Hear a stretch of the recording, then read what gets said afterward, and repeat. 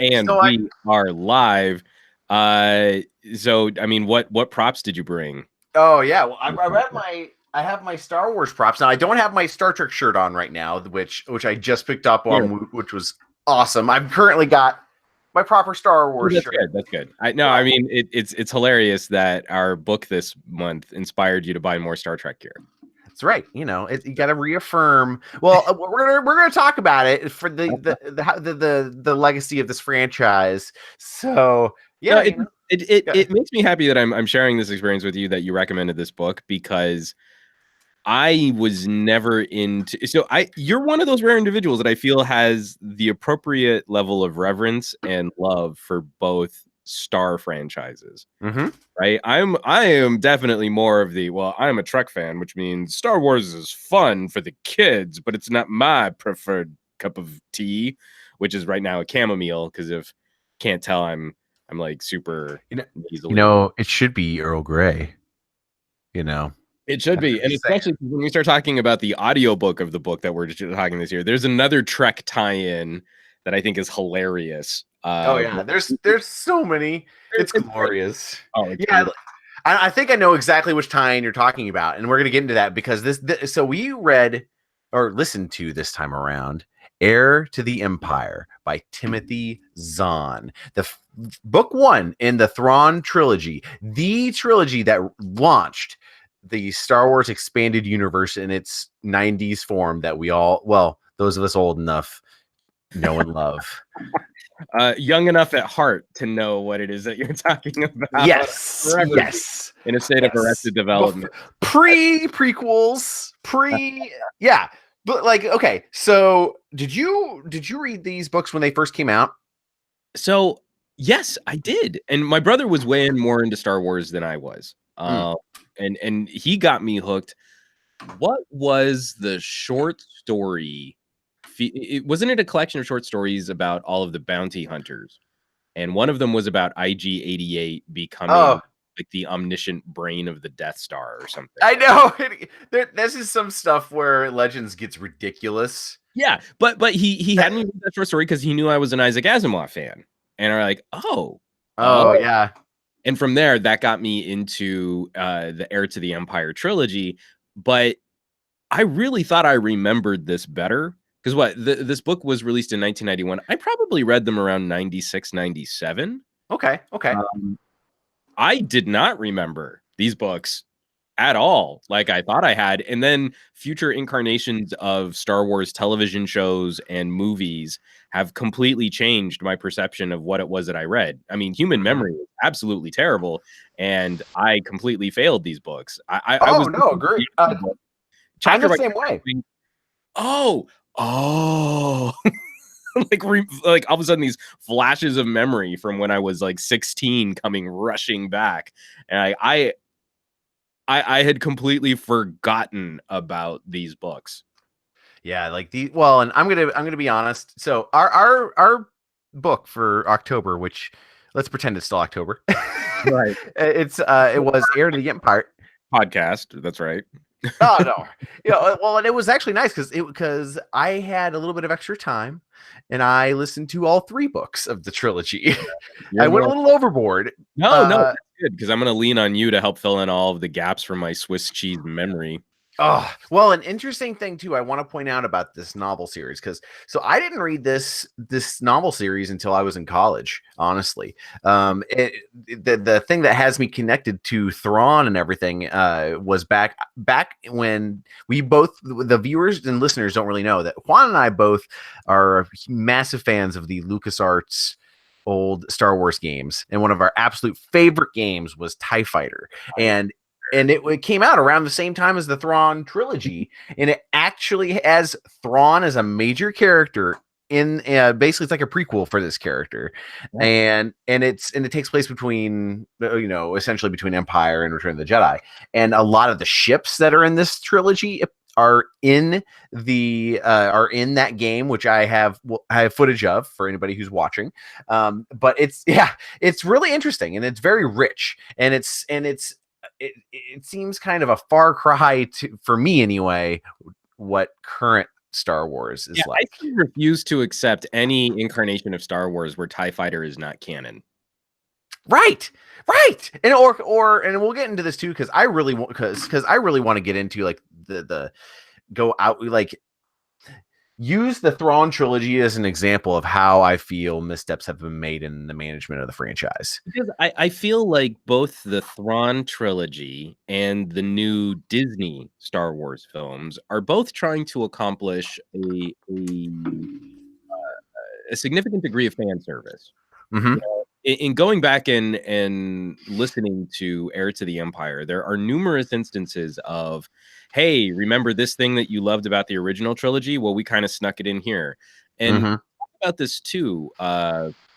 Excuse me. We talked about this when we were covering, the Star Trek novel, Meta, where the fan service actually makes your universe feel small, or makes it feel smaller than it really should. Mm-hmm. Because you're not exploring new places, you're getting fans excited about references. Did you catch Right. that reference? Did you get that? Did you happen here? Now, getting through Heir to the Empire, the trappings of the Star Wars universe feel small, but that to me helped Timothy Zahn explore character arcs that the Disney franchise has not done as gracefully. He by not making the universe, by not explaining new aspects of the universe, it actually allows the characters to do things and to explore things in a way that the films have completely left on the table. They just haven't push the character aspects as far. And when you're dealing with Star Wars and that's space fantasy, I feel the emotional connectivity between these characters, how they grow, how they change over time, is far more interesting than, say, like a Star Trek, where the technical aspects and the political aspects really drive the core of that story. You need to soapbox in Star Trek. You need to, light up that childlike fantasy in Star Wars. Well, and it's interesting. So as having listened and read all three books recently, they I would say as a work together, it definitely they do expand the world, the universe a bit. Like, and they help enrich it too. So like a very good example of this would be the Bothans. They actually explain the Bothan species, because in on the trilogy, all it was many Bothans died, and the Bothan spies. Turns out we learned that we learned that they're basically bipedal canines, and it's all about like the pack mentality of like, you need to survive. Example of doing this right. Mm-hmm. Because there's one throwaway line in Star Wars, many Bothans died. And so the fan service aspect of this is, hey, remember that line about Bothans dying?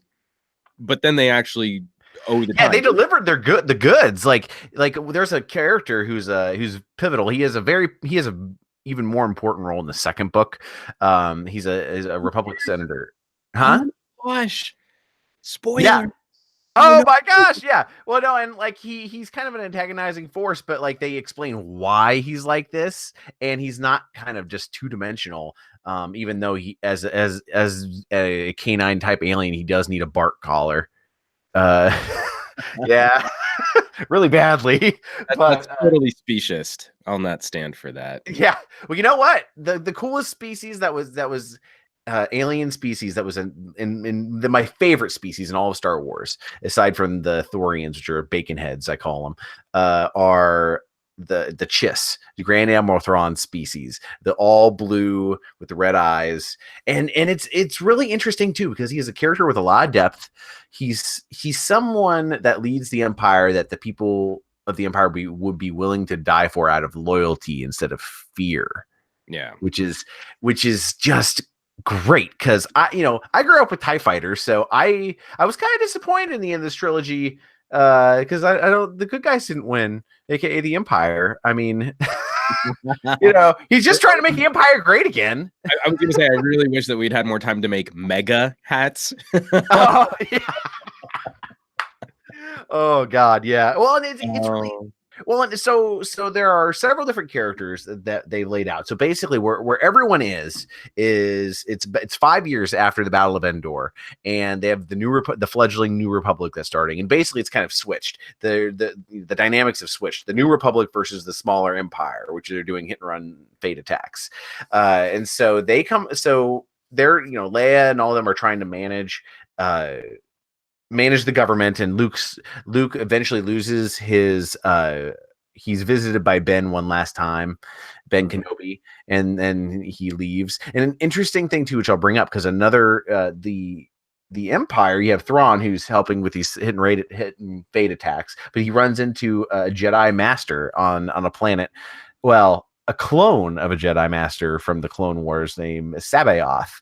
And he originally, this is interesting because he's basically a dark Jedi, because this is before like they established the Sith. Yeah. So this is again, it's I really feel that in between the original trilogy of Star Wars and the prequels, and I don't mean to like red letter media our entire podcast here, but this is what I mean is like when you get into the prequels, the Star Wars universe should have felt like it was more expansive than it really was, and we got locked into just this notion of Sith are two people and they're bad guys, and that's what dark Jedis are, and Right.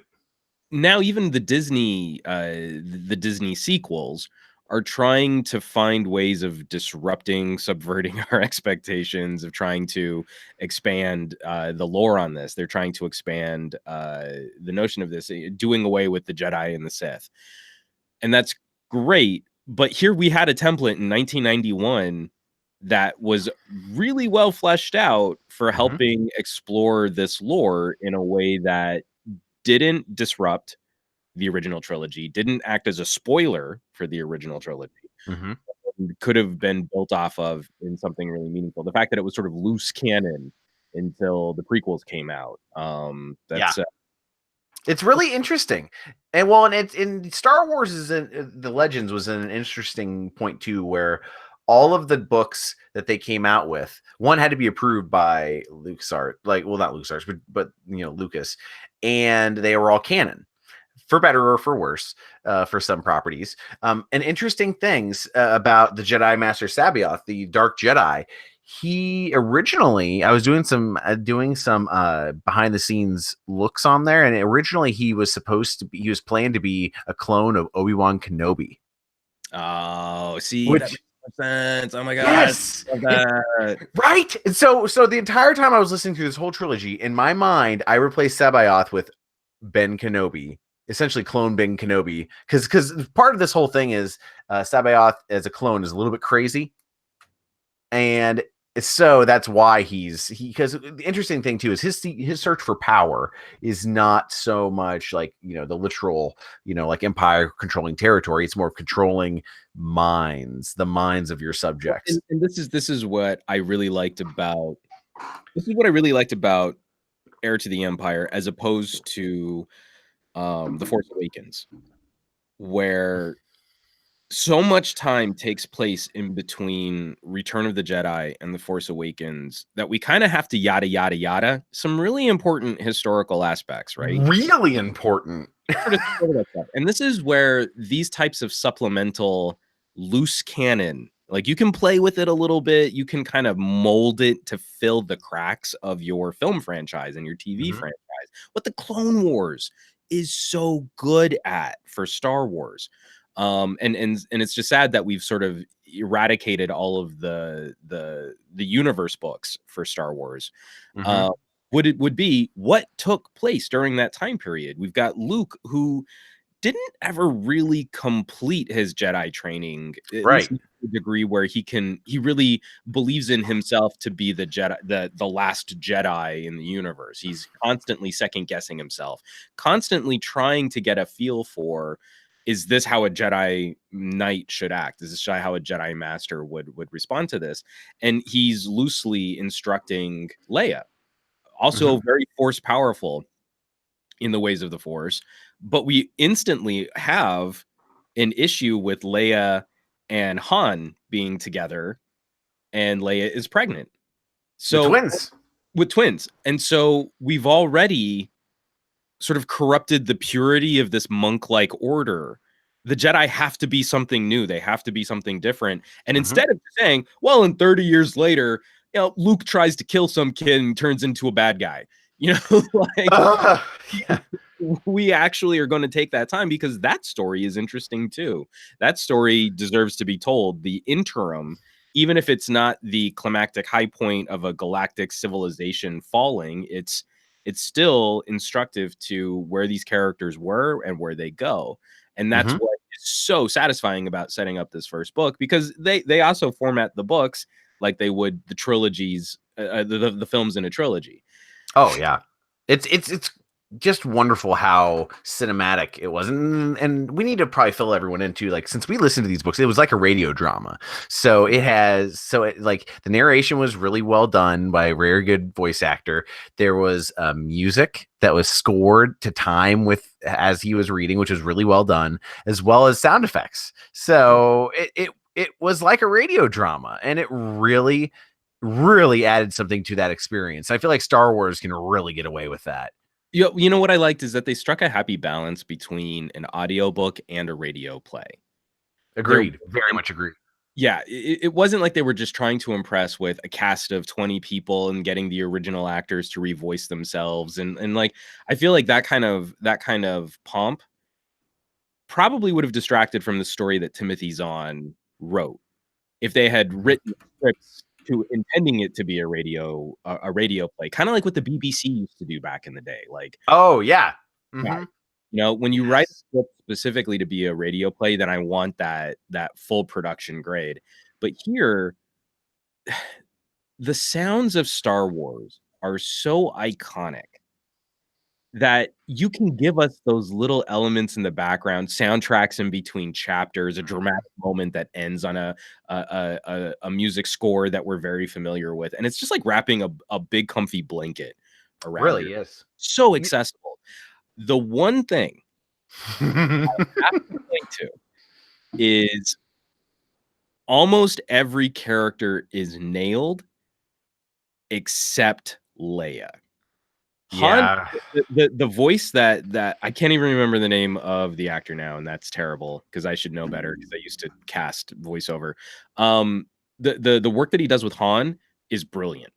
Oh, I know. I was originally very nervous about doing trying to do a Harrison Ford impersonation. And very nervous. Move back and forth between sort of the optimism and the aspiration of a Luke, and then get into the cynicalness of a Han, and bridge that with a not insulting or some people might be sensitive about the portrayal of a character like Lando, but I think it's done really well, not as parody or as mimicry, but as sort of respect for the actor and the character. His Lando is really good too. That it's a very sensitive thing. Even when I started casting voiceover around 20 years ago, you can kind of race swap in one direction. It's super sensitive to race swap in a different direction, and I feel like they pulled this off really well without it being too insulting. The one character I felt was consistently misrepresented was Leia. Yeah. It's the big problem with so many audiobooks is men voicing women often falls into the trap of women have softer voices. And there are so many lines that Timothy Zahn writes for Leia that I feel should be read with some wit, or some, especially if she's talking to Han. If she's talking to Han, no question is asked in earnest. Every question is either sarcastic or wry or witty. Or Leia is not a soft, delicate flower. She is a suddenly she's Picard in this book. Jedi Picard, basically. Okay, it's funny that you say that. Table that. Hold that. Okay. Because there were so many. Like there's a sequence where they're under fire, and they think the Millennium Falcon has landed. I'm skipping throughout the book here. I'm so sick right now. I have no concept of linear thought. But this is a specific example of what I mean for Leia. Is the Millennium Falcon lands.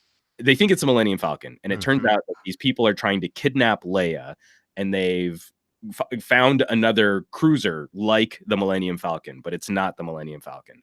So they're going to try and disable the ship, but they can't do it with hand blasters. And so Han's like, oh, well, the hide on these ships, they're too powerful for hand blasters. And Leia asks him, what about a lightsaber? The Leia I know from the films would not have asked that in earnest. The Leia I know from the films would have given him a wink and a nod, and it would have been like, yeah, let's cut this puppy open with a lightsaber. Boom! You know what I mean? Yeah, you're absolutely right. Lacked the Carrie Fisher edge to there. And overall, I think it works really well though, like for most of the characters. His Thrawn voice. It's Mark Thompson, by the way. Oh God, I looked that up too. I'm so disappointed in myself that I couldn't remember that, because the work is phenomenal. And his work for other female characters. Like Mara Jade. Oh man, his Mara Jade's great. So his Mara Jade is able to tap into sarcasm and some wit, but there's no edge at all. Do you think he tried it, made them both, they sounded too similar? I feel like you need to run that risk, because I think the whole tone of the character, by the time we get to Return of the Jedi, Princess Leia is not the a princess. She is a battle-hardened participant in what's happening around her. And I feel like she probably would have been even more mama bear in this book. Yeah. Being pregnant with twins. Like, oh, hell no, this ain't going to go down on my watch. Yes. Leia, I imagine when I'm reading the book. That's the voice I hear when I'm reading the book. And his Mara Jade is so much closer to that. Yeah, agreed. And it's kind of like how there are some scenes, because they end up going to Kashyyyk. They go in the first book, right, to Kashyyyk? Or is it the second book? It's the first, yeah. Okay, yeah. She would have been so much more assertive there with all the Wookiees, I feel like. Like, just because it's almost like you're going to be with Klingons, you got to be more assertive. Because you fall for the trap of Princess Leia being the protagonist and female, so she should sound soft. It kind of distills the relationship between her and Chewbacca. Like, they had a relationship for many years, and when they're on Kashyyyk, none of that really plays. Like, the performance is so great for Han talking to Chewie. Like, you get every ounce of that you would have gotten. Oh, absolutely. But Leia knows Chewie really well. I mean, like, they're at that point of their relationship where they would have a very again, I feel like I'm beating a dead horse here. But the thing I wanted to circle back to, and why I was happy that you mentioned Picard, is that is one of the things that I think is interesting about Star Wars can't ever completely escape Star Trek. And Star Trek can't ever completely escape Star Wars. Admiral Thrawn. In my brain, the voice I had in my head for Admiral Thrawn was very different from his portrayal in this audiobook. And I'm so glad I listened to this audiobook, because Mark Thompson's performance is basically evil Picard. Yes!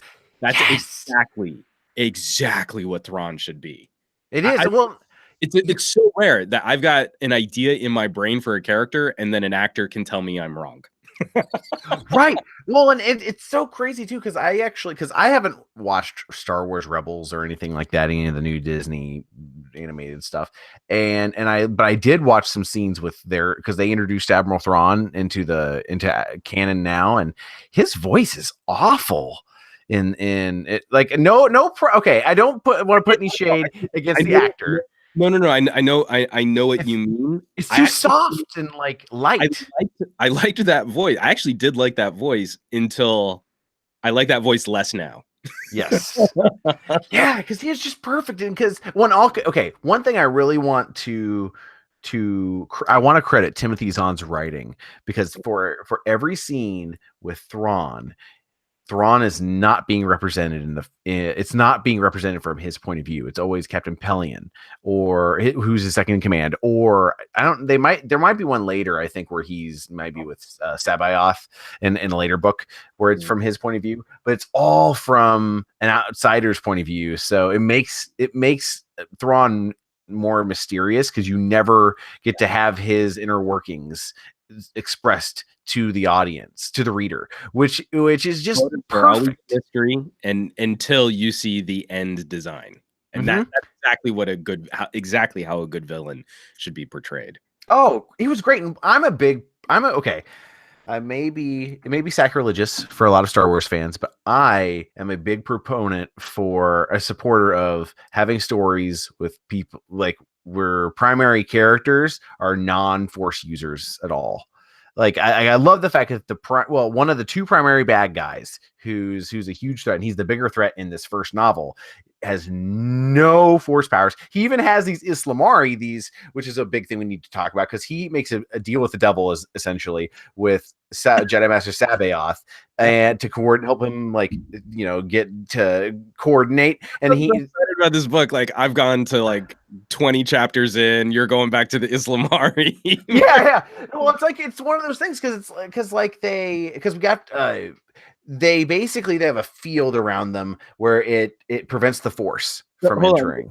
Let's backtrack. We get introduced to Admiral Thrawn in a brilliant piece of studying the enemy. He completely decimates a New Republic fleet of ships because he understands the culture of the captain of this fleet. And from there, we start getting these pieces of new strategy. He lands on a planet. He makes a deal with some of the smugglers, some of the Han Solo-like traffickers in the area. There are these creatures that he's been studying. And it turns out that these creatures can sort of repel the influence of the Force. They kind of create a little bubble. And the more of these creatures you have, you can sort of nullify the Force in the area, and the area expands with the number of creatures. So again, the book takes its time in rolling out a piece here, a piece there. Then he goes to an ancient magical cave where he is introduced to someone we think is supposed to be like the guardian of this portal, and instead it's Sabaoth, and he's trying to kill anyone who finds his location. But of course, we have these Islamari that he's cultivated, and these Islamari repel the Force lightning. And piece by piece, we get this insight into how Thrawn is going to rebuild the Empire. He was top secret strategy. He was kind of an Empire boogeyman. Like, there were people who maybe might not have even believed that Thrawn was a real person. He was such a secret, high command, high strategy type of individual. And so that to me is really the genius and the joy of what these books could have been if we had explored this type of storytelling in the movies. We really did invest in book. I didn't follow up on book 2 and book 3 of this trilogy, so I'm only in book 1. We would have gotten such a great platform and such a great investment that these ideas would have carried us through 2 other stories, as opposed to The Force Awakens into The Last Jedi, where it kind of doesn't matter. You've got like Captain Phasma, and you're like, okay, well, they're gonna fight twice. There should have been like a 3-film arc for her as a character, and instead of she's kind of like a Boba Fett. She's got a mask on, whatever, and she falls down a hole. Well, and see, this is what the big difference I find between the Star Wars, the good Star Wars Legends novels, like the Thrawn trilogy, and and how that is so much different from the Disney side. Because the Disney side, for me, and I'm sure there are people who disagree with me on this, but the Disney approach to Star Wars and its respect for their lore just seems to be kind of skin deep.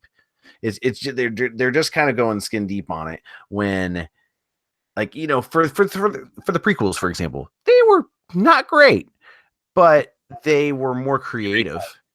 That was very kind.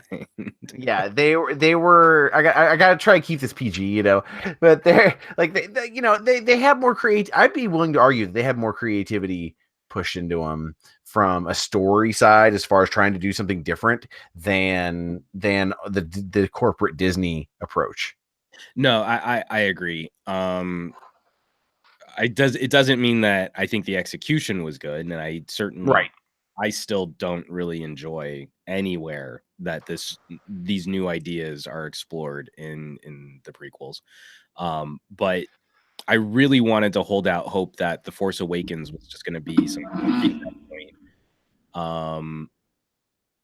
Because I actually really like Rian Johnson as a filmmaker. I really like Rian Johnson as a filmmaker, and there are so many good ideas in The Last Jedi that are very poorly executed and improperly implemented for a Star Wars story.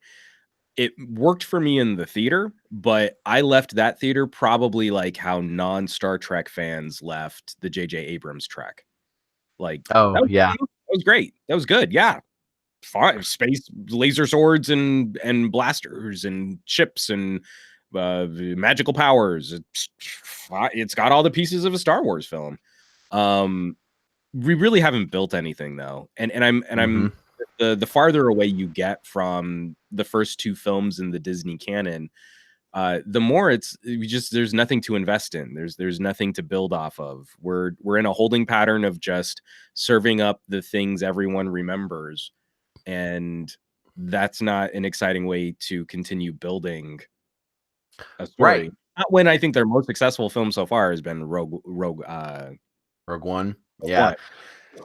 And well, and it's tough because they're trying to build their own stuff, and it's Timothy Zahn had a vision for all three stories, and nobody at Disney has any vision of what these three movies were supposed to be.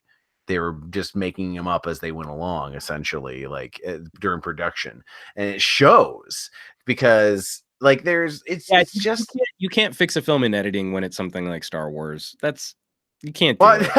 No, I'm serious. Like it's not like people have won Oscars for it. Like George Lucas's wife won an Oscar for that for saving Star Wars: A New Hope. No, what I mean is like that's different. That's like for episode 4, it's George Lucas doesn't understand the difference between dynamic story beats that are helped by editing and shot reverse shot. What I mean is like Rian Johnson, I felt like shot a bunch of stuff and then they just sort of figured out what pieces to put in the story after the fact. Like I think the core story of Star Wars for episode 4 was there. You just needed a better editor to bring out the drama of a scene as opposed to just I'm talking, cut, now I am talking, cut, now I am talking, that's where you get the prequels. The Force, so the Last Jedi feels like they probably shot an extra hour of movie and then an editor went, well, what do we need to have happen in the third film? Okay, well, we can put this piece over here. And how about the kid with the broom and he's got the Force? And we've got like the llama racing. We'll just move there. And then movie. It didn't feel like it really did have the story and the structure and the 3-film plan that should have been implemented. And also I feel like, obviously George Lucas didn't have that for the original. But anyway, to the thing that we were talking about in this podcast that we do like, not spending all this time on the stuff that we don't like. Right. clearly had a 3-book arc. In exactly that way that you can watch a show like Breaking Bad and not feel like your time is ever really being wasted. Like you feel like you're getting rewarded for your investment in watching the show. And with every season, you come to trust the storyteller even more, that you're eventually going to get to an endpoint, and that endpoint is going to satisfy, or at least partially satisfy, all of the investment and time that you put into it. Heir to the Empire does such a great job of setting the stage. By the time you're done reading that book, you trust I'm going somewhere interesting, and I think I'm going to like where this ends up. And that's very rare, especially when you're dealing with a franchise property and a story in the world of your franchise property, which may or may not be exactly canon. This coming out in between, I was coming out before the prequels kind of shifted all of our Star Wars storytelling. That was a really exciting time when I was 16 to read something like this, even though I did a terrible job of remembering it. Well, it's 20 years later. I did a terrible job remembering one of our other books that I've read years before too. So don't you worry. But yeah, it's interesting, and there are lots of little things that they do that Timothy Zahn adds to this that I never really thought about. Like, for example, and this might be in the second one. In the second book they talk a lot about like this fleet, and they had AIs linking them all together, and it basically caused problems where they all died. All the crews died, and that's why. And they shift. It didn't crack you up when they started talking about Borg implants. I know. I'm like, what? And then, no, not only that, but during one alarm on the Chimera, the Star Destroyer's bridge, they used the original series red alert sound. I heard it. The klaxon. Yes. Yeah, I was like, wait, what? Yeah, no, but like it was little things that are really great, like the fact that they explain why all these ships have like, these little droids running around the ship, and the fact that like they help disseminate like the functions of the ship, because they don't want to centralize anything, which is really cool. Like that they actually explain why there's little like mouse droids running around the Death Star. Well, but this is something you can do really well if you trust your audience to go with you on some of that journey. It ultimately didn't prove to be it didn't prove to be the significant part of the story that I thought it would, but giving us time to explain the relationship between Luke, his droid, and his X-Wing. Yeah, that was so cool too. Like how he's like boosted efficiency because they become counterparted. And so, like, oh, well, we normally wipe out the computers. And for exactly the reason that you're talking about, that we live in a universe where robots are sentient and they're basically slaves. Yep. So if you don't want your super awesome battleship to fight you on an order that you give it, like C-3PO might wig out if you ask him to do something and he doesn't want to do it, you've got to keep wiping out these computer systems so that they don't they don't become self-aware. And that Right. relationship between Luke, his X-Wing, and his droid was one where he actually liked that more organic interaction between they were a team of three, that it wasn't just a ship with a computer, and that he would fight them on ever wiping out his computer so that he could get that kind of interaction.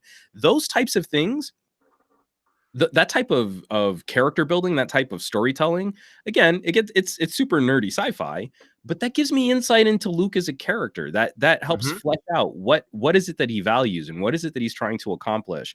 And later, when he's in a precarious situation and his hyperdrive is busted and it looks like they're going to have to scrap his X-Wing, that becomes a slightly more meaningful loss than just, oh, my ship is dead. Now it's more like, oh, his horse died. There's a little bit more at stake there than just, it's a car with some wheels and I have to get a new car and that's sad. That kind of stuff I really appreciate about Zahn's ability to weave through the narrative. Like, the drama is Luke's ship is disabled, his life support will probably fail, and he's on the run from people who are trying to capture him. And in the background, you still have that idea of like, oh, but his ship was special. He had worked really hard to make his ship different, and his ship like kind of communicated in a different way, and it was almost, another droid that we've come to appreciate.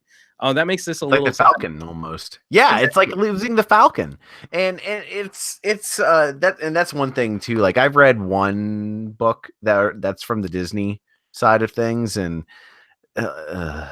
like some little things, but like the fact that the Falcon wasn't in it because like they lost the Falcon. I loved seeing the Falcon in this in their full glory, or hearing it and reading. And also I really missed hopeful Luke, who has like a positive outlook on life, a Luke who's in character. No, what I think is interesting here is this Luke isn't hopeful. I think this is the right way to tell a Luke who is. He's an optimist. See, that's just it. Is I don't know that he is. I think this is a Luke on the road, because I haven't read 2 and 3, so you'll have to fill in these gaps over here. But finishing the first book of this, there is a Luke who is concerned about his role in the lineage of the Jedi, and it's a Luke who's tried to push through fear, has tried to push through anger, and I think is also sort of learning some of the lessons that Spock learns throughout the course of Star Trek, like when we get to like Star Trek 6. Yeah. Oh my God, I'm such a nerd. Um it's not that there's the eradication of fear. It's not that there's the eradication of hate. It's that it's the understanding of what that energy is, and why you act on it, and why it influences your behavior, and then utilizing that in a spiritual sense through the Force. This is a Luke who is very concerned and is very cautious about what it is that he's trying to accomplish, and whether or not he's even capable of passing this on to another generation of Force powerful individuals. And that to me is so much more satisfying than just like, well, Robot Hand dude got real mad when he saw that Kylo was super dark, so he's gonna kill him. Like there's no nuance there. There's no, not at all. It was so jarring with what Disney's doing, and it's with Luke, someone who does like. They're not everyone really wants to see Luke build up a new Jedi Order. There's we were talking earlier about Mara Jade, and in this story, Mara Jade is a very, very important part of the story. When we meet her, she used to work for the Empire, for the Emperor. She was the Emperor's hand, and so she was telepathically linked essentially to him through the Force, so she could hear him anywhere in the galaxy and be his will, an enforcer, essentially. Well, after the Empire fell, she couldn't save the Emperor, and ended up turns out she was undercover in Return of the Jedi as a dancer at Jabba's palace, and she ended up missing her chance, and so it destroyed her life, and from her point of view, and she's obsessed with killing Luke Skywalker now, even though she's kind of taken up with Talon Card, this roguish smuggler type. I kind of felt like it was safe to call him a smuggler. Yeah, it's weird because he's kind of like filling the shoes of Jabba, but he has some level of decency, which is nice. And I loved the voiceover for him. Was like the way he did his accent was great. Represented in a flippin' Star Wars story. All right? Yes, the closest we got was Chewie. Come on. And he's a better character than Cassian Andor was. and they're making a spinoff, whatever, with him. Yeah. But yeah, so it's and Mara's character is just so nuanced too. Like her interactions with Luke Skywalker are just great, because the thing I love about this entire trilogy, because both of these characters are interacting through this entire trilogy, and I won't spoil anything as far as like where they end up, but they never never hint at it, and they never, because people who know, like later on they ended up getting married, like if you've watched, like in other books, but in this one there's no pressure, there's no romantic pressure between them at all, and there's a mutual, there's a hate that emanates, and then it turns into trust and respect, and it's refreshing having a main female lead who's interacting with our main hero, and it's more an equal footing and doesn't have to be mired in a love story. But there's no, but it's so much more satisfying when it arrives at a love story. Right, but it's the fact that they take their time with this, though, is what really, that's exactly what I mean. It's not just like, really, cut out two-dimensional protagonist is supposed to fall in love with cut out two-dimensional antagonist, and then he saves her life and she swoons, and then they make babies. What with she still hates him multiple times after he saves her and helps her out. When these two characters earn it, then that feels, again, it respects your audience that you're going to take the time to invest in these characters, and you actually care about what happens to them, and you don't want to just pop in 20 years later and be told like, oh, like everything we did 20 years ago, none of it mattered. We're kind of in exactly the same place we were in episode 4, and now we're just going to repeat all of the same mistakes and all of the same storytelling, and then you're gonna be happy though, because look, lightsabers. Right. Well, and like one thing I'd like to think about too with these books is also thinking about it within as like a time. It's also representative. It's a product of its time because of the around the time that this came out. The I don't know if Shadows of the Empire came before or after this. I think it was after, because Shadows of the Empire was basically a trial run for merchandising again for the Star Wars the stuff in preparation for the special editions before they came out, and this came out well before the special editions. But it's interesting. Shadows of the Empire was 96, so this is 5 years after. Yeah.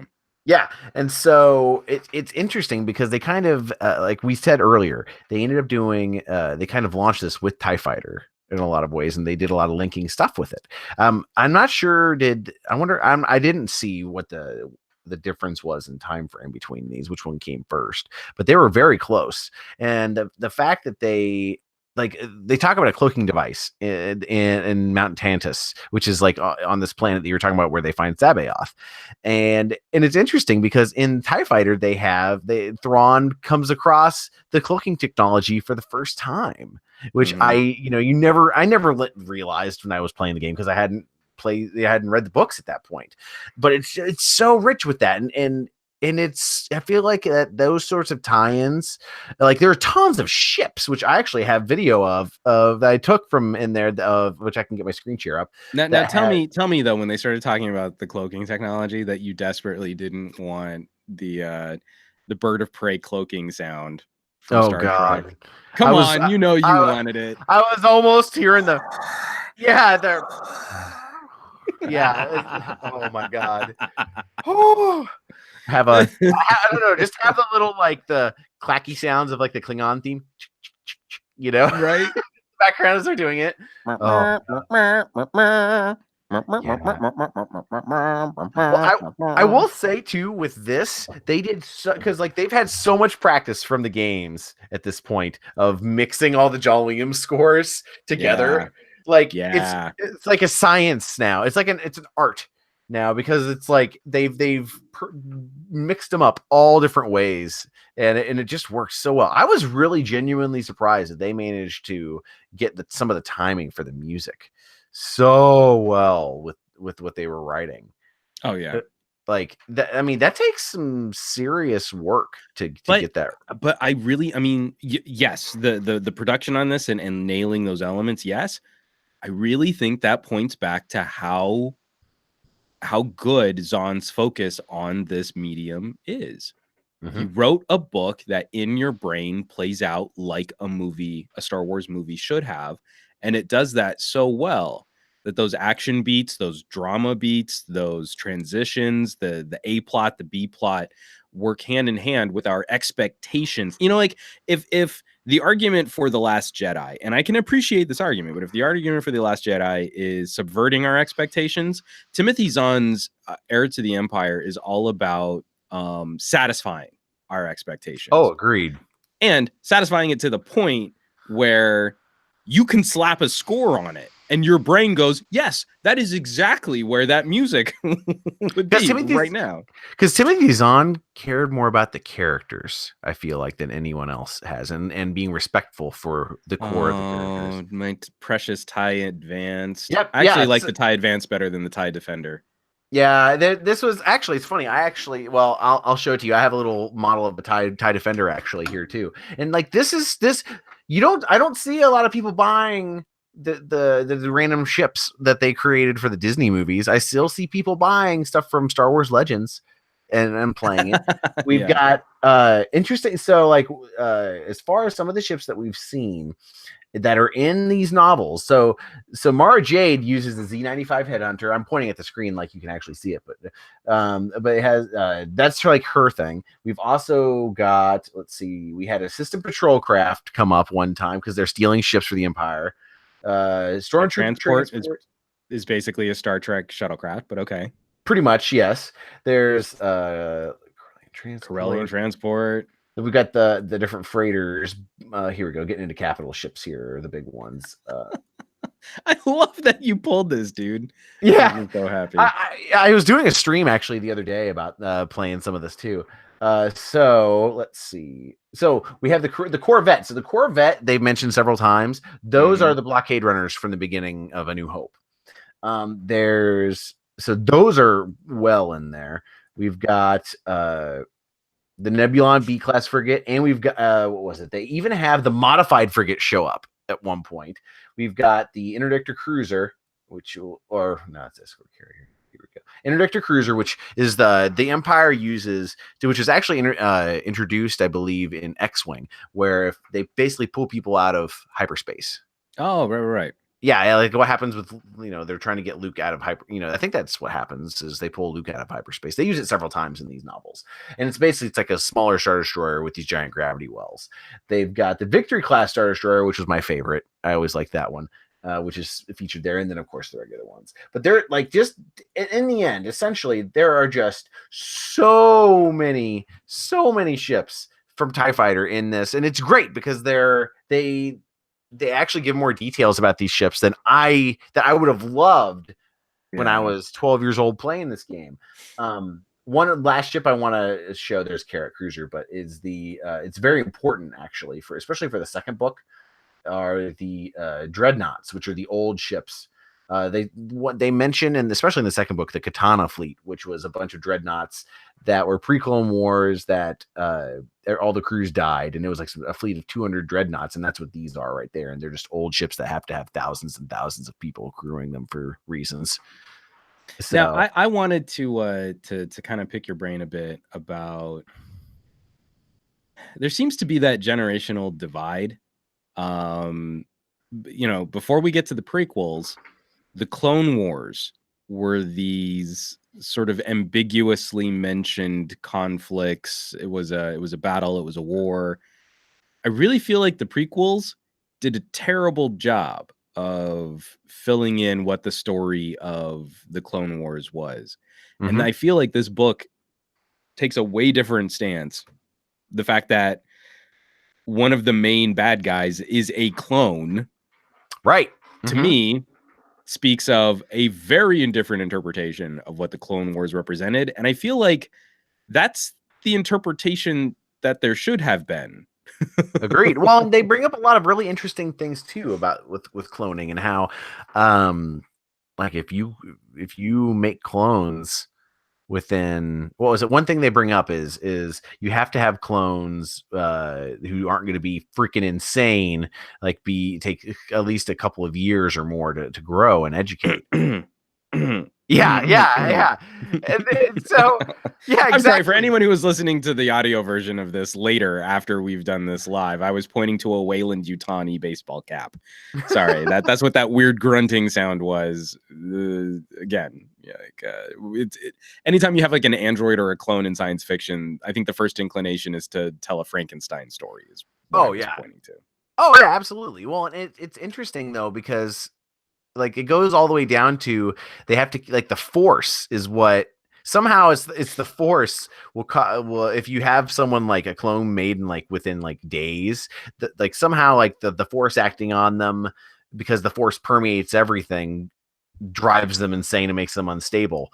And like they go so deep into this, and like the timelines are even skewed too, because the Clone Wars in this compared to, I did some math. Essentially, I think it's like 10 or 20 years. Essentially, they insinuate that it started like 10 or 20 years before that, like more like around episode 1. Mm-hmm.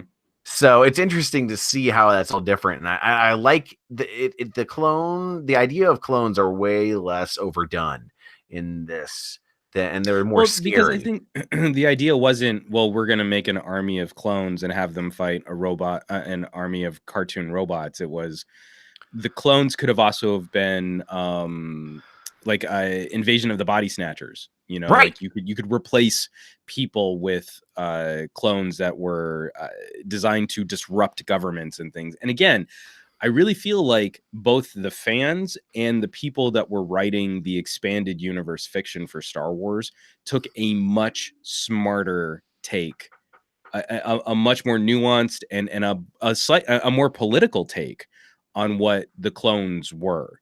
And then we get to the prequels and George Lucas was like, oh yeah, they're all Boba Fett. And you're like, no. Yeah. Oh my god. Well, and it's also just like the the idea was like I felt like it was more like an eugenics wars, Yes. Star Trek Yeah. eugenics sort of situation rather than like something just freaking what the garbage that Lucas came up with, which like I couldn't write anything better, I'm sure, but like, it's just like I imagined it more like eugenics wars where it's like, oh my god, this is like they're like, this is going to be the future of all civilization. And so, you know what I mean? Like something like that. And it made him more of a boogeyman than like, oh, we just kind of know what clones are like. Because later in the other books, they talk about how, because Thrawn is making clones to man these ships. And they're like, man, these clones are, Han, these clones are, they're unsettling, Han. Like. That was surprisingly well done. Yeah, That was good. I've been listening to Lando for 3 books, so. But yeah, So, yeah. So our intrepid explorers, our adventurers, these characters we know and love, are starting to get woven into Thrawn's grand plan, and Thrawn is looking at ways to bolster the Empire, and he posits that it was the Emperor who was using his force powers to help coordinate and ease the communications between all of his soldiers, and that once the Emperor was dispatched, once Darth Vader threw him down a well, we lost that fluidity of thought. The Empire stopped operating as a single organism, and that's when the rebels were actually able to disrupt, to take advantage of that situation and beat the Empire. So he is employing Sabayoth, this dark Jedi, to loosely see if they can't find a way to combine this energy and the training to create a new hyper elite tactical force. At the same time, he's also discovered this old skunkworks technology of potentially cloaking vessels, which would give him an extreme tactical advantage. And he's only able to do this to keep Sabayoth interested by promising Sabayoth new Jedis to command, to manipulate. And those Jedis are, of course, Luke Skywalker, Leia Organa Solo, and the twins that Leia has yet to birth. And that to me now instantly makes this whole story so much more dangerous, so much more interesting, so much sexier. And it's now our favorite characters are on the run, not just because the Empire is bad, but because there are specific designs on trying to capture them, not kill them. That's not the fear. The fear isn't that just like stormtroopers are going to shoot you. It's that there is a corrupting influence in the galaxy that is utilizing a dark fantasy wizard energy to try and capture our favorite characters and probably molest them through the Force. Well, and also not only it's not just the stormtroopers going after them, but a new species that they introduced called the Nogri, which are essentially the Darth Vader and the Emperor's personal killing machines. So we get way more into their society and whatnot in the second book, and about how essentially their whole planet was like, essentially they were a pre-industrial society, and there was a ship battle that originally they thought it was the Empire and the Rebellion, Leia thought, but it turned out to be Clone Wars.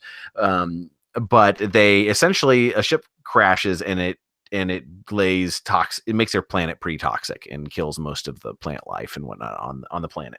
And so the Empire manages to come in. Darth Vader comes in and in the guise of helping them, they help them just enough to because the Nogri have an honor system, not unlike the Wookiees and Klingons.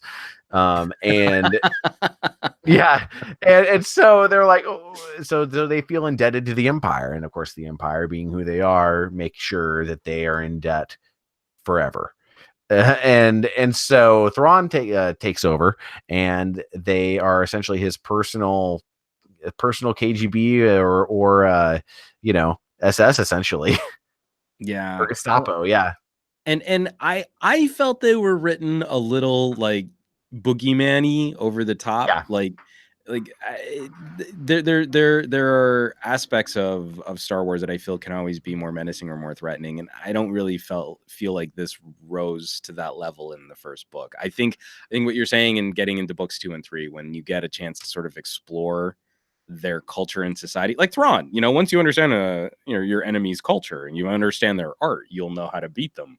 That I think will make them more interesting. I don't think you can impress me with scary. Right. Plus, even then, like here, I'm gonna actually I might do another screen share here because of I'm interested to see if this matches what you thought that the Nogri looked like. This is what the Nogri look like. Oh, I didn't think they looked like that at all. This not you know so what much. That looks a little too Gorn-like to me. See, for me, they look like they're one of the aliens from like Babylon 5. Like yeah, like that the nails it, Pakra or definitely. something. Well, it's like I always imagine them being shorter and more thin, and a little bit more cat and canine like, a little with the monster face and teeth. I agree with you. Hold on, I don't know if I can find it. Hold on, let me see if I can pull this up. You're gonna laugh at me. Hold on. This is terrible podcasting. Just gonna put the whole show on pause. Hold on. Oh my gosh. And yeah. Oh, the Jake Webb's asking. He looks like Bosk. Yeah, they look kind of like trained Oceans. I don't know if I can find this. This is gonna be tough. I can't remember the name of this character. Oh man, the Star Wars names are so out there, and they get a little bit out there in this book, but I think Timothy Zahn does a good job of not making like some crazy flub nub names in this. Like Talon Card rolls off the tongue really well. Oh, so hold on. This is hold on, let me see if I can get this screen share up here. I'm gonna have to full screen this. I don't want you guys to see all my porn. So this is what I had in my head based on their description, only without quite so much the bouffant hairdo. Yeah, what is that from? This is Karg from Masters of the Universe, the Dolph Lundgren He-Man film, starring Courtney Cox. I imagined like a skinnier version of this guy was what I had in mind when they were describing that the gray aliens. I could totally see that in the face. I didn't remember the hair being quite so 80s metal, but that's pre Nogri Homeworld Devastation. Sure, we'll go with that. Yeah. I know. I think everyone in the chat is just super excited at that that hair right there. Totally. Yeah, but yeah, that it's crazy, and that's one thing that the audiobook still does really well, is it still allows us to have our own interpretation of what some of these characters. Although your description, I think was a bit closer to mine. Like what you said, you were imagining a slightly shorter, skinnier, more menacing or more feral, feline kind of look. That's what I had in mind too. It wasn't how they talk, reptilian and Gorn-like. Yeah. And so it's any season 1 enemy of TOS. Yeah, pretty much. Totally. But yeah, they handle that society really well, and of course, Leia Organa Picard does a really big amount of reaching out to them, and I don't want to spoil what ends up their story arc, but it's very exciting. It's very well, you get a lot of insight into this society. Like they built out the Nogri society extremely well, and I was thoroughly impressed in the level of detail he did to creating a whole new adding a whole new species that's really important in the Star Wars universe that we never had in the original trilogy. Yeah, doesn't it kind of, we've got drama, we've got characters on the run, we've got espionage. There's still a political aspect because Leia is acting as an ambassador, as a diplomat, while she's trying to learn about her connection to the Force. And the book still manages to to arrive at a pretty decently written climactic battle between Thrawn's forces and the New Republic. It's not like blowing up the Death Star satisfying, but I also really appreciated how consistent Thrawn's character is portrayed. That in victory, he's only looking to the next goal, to the next step. There's an end design, and the little victories along the way aren't that important. And then also in defeat, he is very aware and he is very calculating. So he's not going to throw an evil mustache twirling melodramatic villain temper tantrum and force choke some dude on his bridge when he doesn't get what he wants. He calculates his losses. He pulls the retreat when he needs to make the retreat, and he reassesses from there. That to me is so much more satisfying and so much scarier. That he feels like an unstoppable force, even when you stop him. And we haven't had anything like that as a villain in Star Wars since the original portrayal of Darth Vader. Well, and it's really great too. Like a big part that something that I want to bring up, and you saw the first half of this in this first book. Whenever they're going after Luke Skywalker and he's escaping in his X-wing, and the tractor beam operator. Essentially, like, he gets away, and Thrawn comes with the tractor beam operator, and he asks him why, essentially, why didn't it work? And he's like, "Oh, I wasn't trained for this, and it's not my fault." And so Thrawn has him killed, because he's like, anybody who's inflexible enough to adapt, I don't want. And then in the third book, a very similar situation kind of comes up where another tractor beam guy, the guy gets away, but he's like, Thrawn's like, "So what happened?" And he's like, "Well, I did, like, there were all these particles, and I couldn't sift through them, so I tried, like, pushing them away so I could try and get a lock on them." And he was just terrified that he was going to get murdered.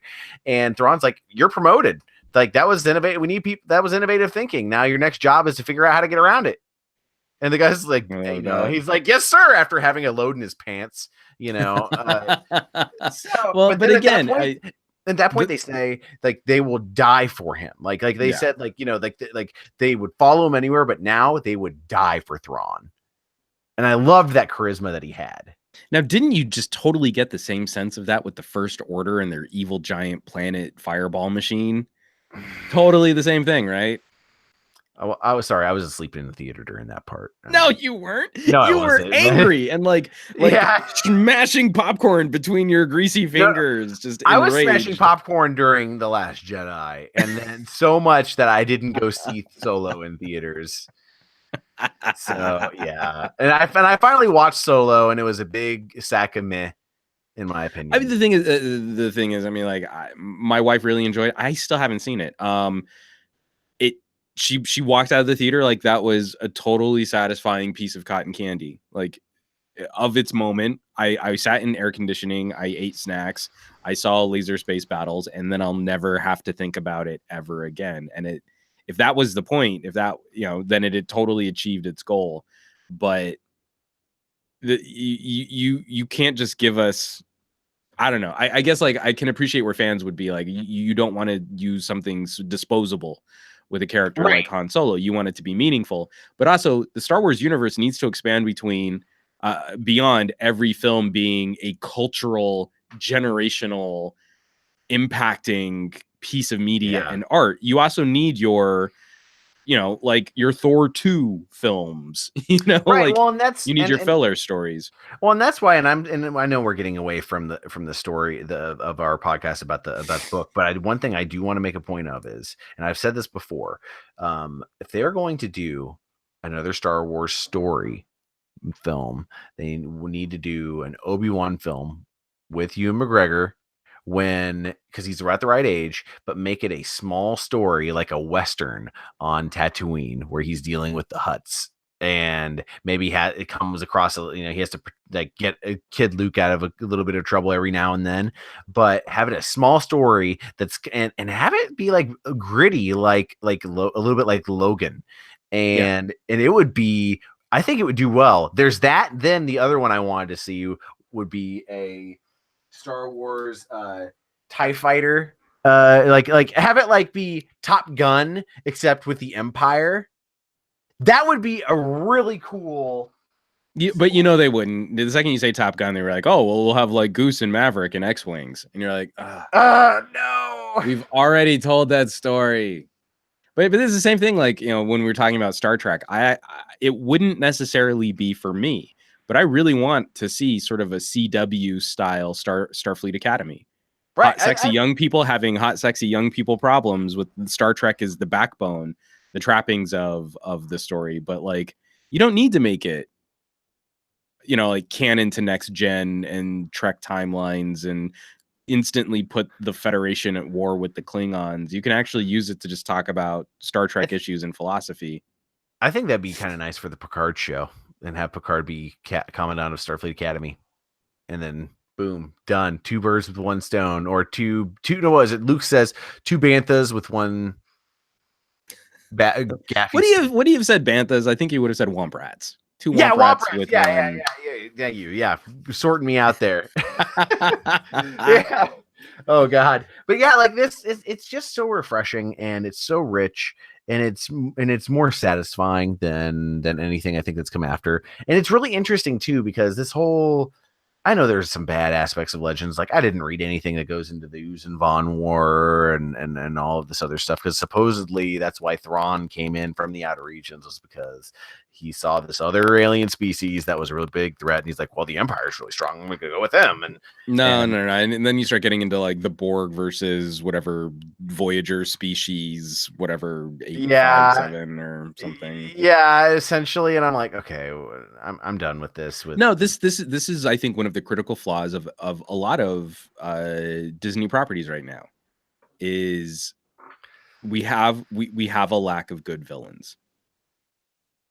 Oh, and I feel like when you have a franchise and you're trying to think about what are episodes of our franchise going to look like into 2024, 2026, if you don't have a good force to fight them, if you don't have a charismatic, engaging, interesting villain, why Thanos has suddenly become so important to the Marvel to the Marvel universe, because Marvel had this problem for a while where who were the bad guys, and every time we had a good bad guy, you'd kill him in a movie, and you're like, that's not satisfying. So now it sort of doubles down on the disappointment of where Star Wars is going right now, because what villain have we invested in? Yeah, well, or they're bringing back old villains that have no real business coming back. Like, I don't want to spoil anything because you haven't seen it yet. So, but like, but it's really, they're really scraping the bottom of the barrel, because Disney's realizing that their characters that they're creating aren't sticking. Well, but that's and this I think takes me back all the way to the sort of the initial points that we were making is, if you can't balance fan service against actually pushing the boundaries on new aspects of storytelling, then you're gonna wilt pretty quickly. Yeah, and that's exactly one. The weird thing too is they were like, we're gonna go back a little bit on pushing so much stuff out at the same time, and then they're like, let's make this show about the most boring character that we ever, 2-dimensional character we came up with, who ends up dying. And so it's like, that's okay. I didn't even think about this. Cassian Andor's dead. Why? Like, this is the exact same problem as why they made a Solo movie. Who cares? He's dead now. Like, no. I just wanted to see how long you'd keep like extending that. Like, it's so bad. Like, I don't know what Kathleen Kennedy has in her brain, like her thoughts for the franchise, but they suck for the most part. Sorry, Kathleen Kennedy, but I hate what you're doing with the franchise. No. The thing is, Feige gets a lot of credit for where Marvel's gone, right? Yeah, like, sort of being that architect. I think she tried to step into the completed universe too quickly.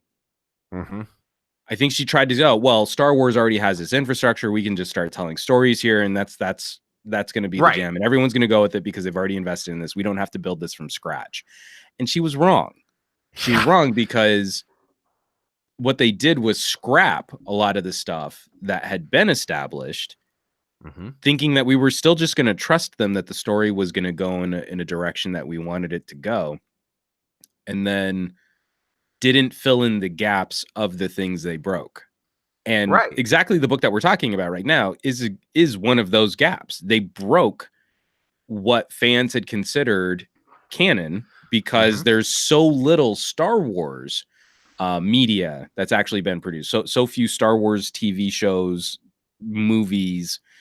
You know, you've got 6 films in Clone Wars, and then you had this sort of expanded universe of books that we'd all sort of pointed to as being like the direction that we thought Star Wars was headed. And they wanted to do something fresh that wasn't attached to all of that baggage. That works for a film or two, but you still need to make movies that both fans and new people coming to the franchise can appreciate. And someone mentioned in the chat, and I'm sorry, I already missed it, but like, you know, why the next Star Trek film is probably totally dead in the water. You did a great job with the first one of capturing the novelty of a Star Trek movie that wasn't made for Star Trek fans. But people who aren't Star Trek fans don't come back for movie 5, for movie 6, for movie 7. If you didn't make them Star Trek fans, if all you did was, oh, this is the novelty of Kirk, Spock, McCoy, damn it, Jim, I'm a doctor. You know, like, that's, you got their fill on one movie. They didn't need other movies. The non-fans were totally satisfied with Enterprise and phasers and Klingons and blasters and then they're like, okay, well, that was fun. That was done. I'm done. And you didn't give us anything to come back for. And you know, after finishing this trilogy, there's apparently 2 other books that are kind of linked to Thrawn that are by Timothy Zahn that I didn't realize. Actually, here, it's one of them is Spectre of the Past, and I forgot what the other one is, but they have audiobooks too, and apparently they're the same narration and everything. And so, man, I want those really bad. But it seems it's really interesting, and it makes me want to see what happens afterward. You know, now, like I want to explore what happens with Mara Jade. I want to explore what happens with the Imperial Remnant. Because you're a bigger fan than I am, and because you have much more recent, like you finished this trilogy where I honestly cannot remember what happens in books 2 and 3 now. Do you think Disney could pull a mea culpa and bring back some of the ideas of this expanded universe in the current direction that they're walking? Because I don't think we'll ever get like a Star Wars reboot. That would be the death of this franchise. Like they would literally be saying, we give up everything that you've tried to invest in. We failed, and we're just going to take it from scratch. And I don't think a lot of people would really go with them on that. No, but do you think you could do this post Luke, post Leia, post Han, with a new generation of Jedis, introducing older ideas of what the Empire, now the First Order, represented? And could a Thrawn come from the distant reaches of the galaxy now to serve as some kind of antagonist? Because I think there could be something interesting about a Thrawn coming out of the edges of the galaxy, and challenging like Kylo. Where Kylo Ren isn't necessarily the heavy bad guy, but he's not a good guy. He hasn't consolidated all of his power yet, maybe. That would be great. So a Thrawn in a power vacuum where there is no secure leadership for the First Order, and the rebellion is also trying to rebuild its ranks, and Rey is considering what the future of being force powerful might be, and whether or not that should even be called the Jedi. Do you think that could that get us back on track? Dude, that is the story. That is the Imperial Top Gun story. From Thrawn's point of view, have that. That would be great. But like, but I don't know. Like, I'd say, they could. I mean, yeah, they could definitely bring a lot of this in. I think a lot of the magic would be lost without 3 of the main characters. Some of the magic is definitely going to be lost on that front. But the thing is, we couldn't have done a Thrawn storyline today. No, we couldn't have done the Thrawn storyline even 10 years ago, you know, it would have had to have been in the mid, like I'd say mid to late 90s. Or Like maybe early aughts, but even then Carrie Fisher was already probably beyond wanting to revisit Leia like that, you know. Yeah, I mean, who knows? She might have cut her coke nail. That poor woman, you know, she was dealing with so many demons. I will say she had the abs because anybody who's listening, there's a really interesting thing that Red Letter Media pointed out where they theorized she had a coke nail like in Return of the Jedi where they're on the shuttle and she has her hand on Han's shoulder and you see the nail, her pinky nail is really long, and then we're like, oh god. Well, and her response to that allegation was glorious. She said like, what? No. No, essentially, I'm paraphrasing, but it was like, I'm a self-respecting person. I never used my nail. I was like, that is the best Carrie Fisher response ever. Gosh, she was such a badass. I know, such an absolute badass. So it's like, yeah, it's like I think that there are things that they could aspects they could take from this. Obviously, they're not going to be able to do like stealing trying to steal the kids and stuff.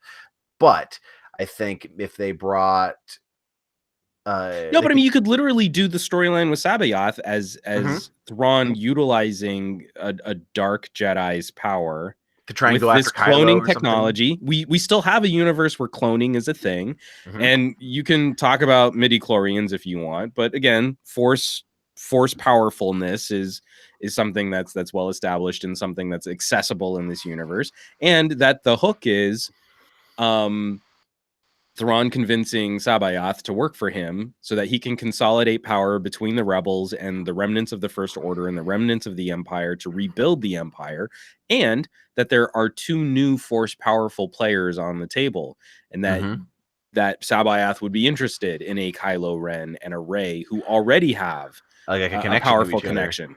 Exactly. Well, I would rather them not have it be Sabayoth, and I'd rather have them go with the original idea of a cloned Obi-Wan Kenobi and have Ewan McGregor. Actually, Ed Modlin just also put in it could be a dark Luke.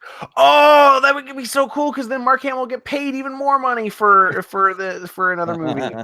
Well, like, no, the reason, and I don't know how willing he would be to come back to Star Wars, but he plays villains so well that taking a dark spin on a character like that, I think, would be really satisfying. I think that would be a lot of fun.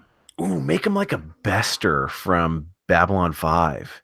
That would be really cool. Like Walter Koenig, aka Chekhov, original Chekhov, played this character who was a telepath who was like part of this like almost Nazi-esque organization of telepaths, and like he was a fantastic antagonist who didn't need to speak much. His presence, and he was charming, and like having that for a dark Luke would be a really fun characterization, I think. Or Steve DeRoche. We should just make him the Joker. Yeah, that works too. Yeah. Oh, I mean, if he's on camera, it would be the trickster, not the jokester. Not the Joker. But I will say, in the third book, there's a part where the guy who the narrator has Mark Thompson does a scream for Sabayoth, and it's just like it's like Howard Dean, like. Was he trying to pull off like what is that called in filmmaking? The what is the famous scream sound effect? Wilhelm scream. Yes, the Wilhelm scream. Sort of, but it's more unique a little bit, but like it's similar. But yeah, like it was associated with it was in like the climax. So I won't elaborate more. So you're talking about Sabayoth's climax and the scream that he climaxes with? Is that what we're Darkseid has needs too, Yeah. Don't worry. I'm not even going to mention. I shouldn't be shaming the dark side. I mean, it's like we're trying to make the Empire great again. Yeah. Hashtag Empire did nothing wrong. They were just trying to bring law and order to the galaxy. I mean, So how do we leave off with something like this? It's the same sort of sense of unfulfilled, unrealized potential. These franchises still have so much potential. Generations of people still love what these franchises represent, and yet I have zero confidence in the keepers of Star Trek, right? Oh yeah, same. Though that could And I change, don't but have much more faith in the keepers of Star Wars. And then we come back and we look at a piece of media like this and how easily it adapted it was into a very compelling audio drama. Mhm. And what are we supposed to do as fans? Where does that leave us as fans? I don't know, and that's something I've been struggling with because after the Last Jedi, I've been very disillusioned. I haven't, I haven't watched any of the animated stuff, and Solo was mostly boring to me. So it's kind of, I've been kind of going back to these old, like for example, I'd really like to read Shadows of the Empire, and I've never read Shadows of the Empire, and it's the story of like the year or so or two between Empire Strikes Back and Return of the Jedi, and it's interesting. And I'd like to go back to some of the Legends stuff because I've read Bloodlines, which was which was the story of like 6 years before Force Awakens, and I was not that impressed with it. My sister loved it, and more power to her on that. Like I think she likes some of the Disney stuff a little bit more than at least pre Force Last Jedi. So it's like I don't know. It just I've pretty much just kind of gone back into the Legends side of things, or KOTOR really. So there's more room for Star Trek to grow. Because for example, there are rumors are that they're kind of doing a course correction with like Star Trek Discovery and the Star Trek Oh, franchise. dude, but I mean, like the rumors on Star Trek Discovery are all over the place. They can't even get like Yeah, their international financing in place to warrant future seasons of the show. Whatever they're yeah, planning on will wholly be decided by marketing and international licensing concerns, not right. where they were investing in the story. So I already automatically feel like my time invested, the 3 episodes I've seen of Star Trek Discovery have been a waste of my time. That I don't feel like there is something specific that they can build to if the show's going to live or die by what money it makes. That's going to determine Yeah, more where the show goes than any type of narrative structure. So I'm already doubtful that we'll see anytime soon some significant entry into the world of Star Trek. That there's a part of me that I'm glad that the Kelvin timeline is essentially defunct.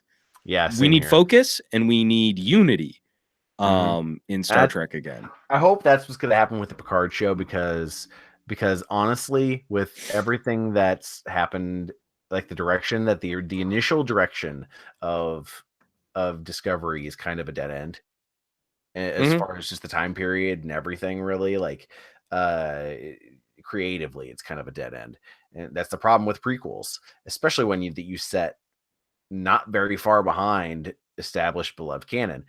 And that's the other thing too. That's also a big difference that we've seen with Star Trek under its different permutations under not Harv Bennett, but the other guy, not Rick McCallum, Rick Berman. It's Berman. funny. Rick Berman and Rick McCallum look almost the same, and they have the same jobs for each franchise. Only you know that. Only Yeah, you Red know Letter Media knows too, what but these yeah. Ricks look like. Only you. I could probably say Rick Berman for the Star Wars. Rick swap them and no one would know. But No, like, yeah, they've probably been swapped and no one could tell. probably, yeah. And so they ended up. Oh shoot, what was it? Oh yeah. So like, there's a big difference between, and there are parallels with Star Wars under its old tutelage and Star Wars under its old tutelage. They took their canon seriously.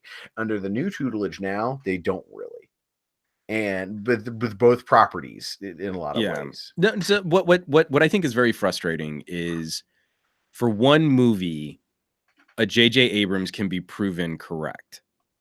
oh, we don't need all this canon, all this baggage. It's a barrier for new people coming to the franchise. And for one film, you're gonna be right.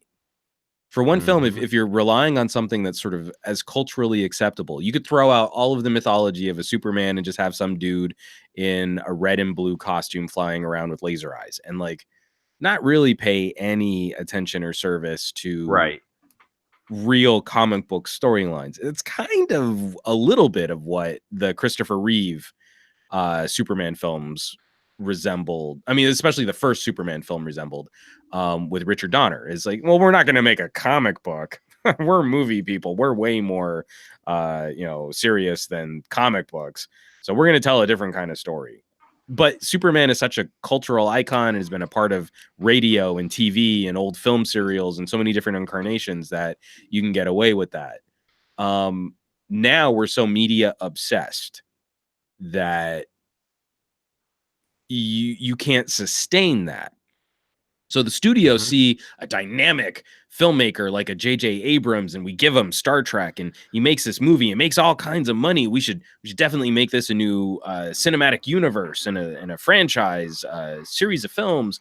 But they didn't have any. You can't disrupt, throw out the canon and then keep telling stories in that universe. You run out of steam. And so their big plan was to continue recycling Trek storylines after having thrown out the canon of what made those Trek storylines interesting and appealing and now we don't have anywhere else to go. Like, again, there's so many of us, like, I guess I just walk away from being a Star Trek fan. Like, I know where the story goes now and I don't want it to go there. So, when my daughter gets a little older, we'll just cruise old seasons of Next Gen and Deep Space Nine, and that'll be it. That'll be what she knows Star Trek.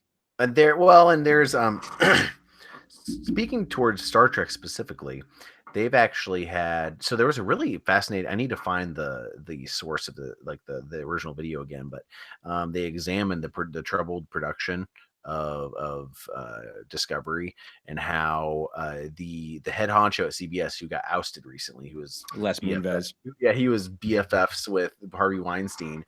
And every picture that I've ever seen of him, Harvey Weinstein's been right next to him. So, but he was instrumental in getting Star Trek canceled after Enterprise, but also he was instrumental in, he was like hands-on with where certain things were to go with Discovery, along with the other people who were causing some troubles in there too. And now, so all these people who were pushing the early vision of Discovery are all gone now.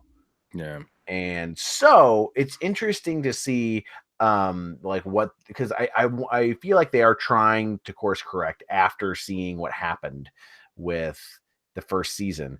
And it's in my idealistic Star Trek mind, hopefully that's what they're doing, because that would be the exact opposite of what Star Wars is doing, which is going full speed ahead.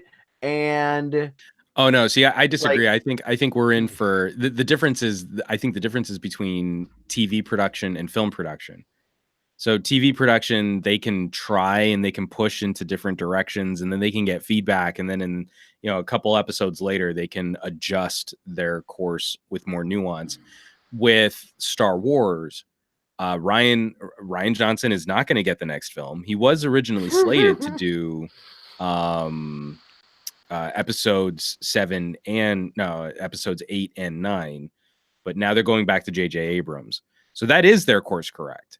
But they're not going to know if it works until the movie's out. So with Discovery, and again, hope is a dangerous drug, because I can still hold out hope that eventually Star Trek arrives at a point where I'd want to watch it again.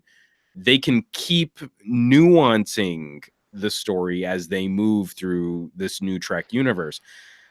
I have zero faith that J.J. Abrams is going to do anything but make another homage movie. I have huge respect for the amount of hustle, the incredible production savvy of a dude like J.J. Abrams. But I don't know what a J.J. Abrams movie looks like. I only know what J.J. Abrams paying homage to a filmmaker that he loved when he was a kid looks like. So I know what J.J. Abrams doing Steven Spielberg looks like, and I know what J.J. Abrams doing George Lucas looks like, but I don't know what J.J. Abrams looks like. There is And this one. is There's one film that we know, what's except that?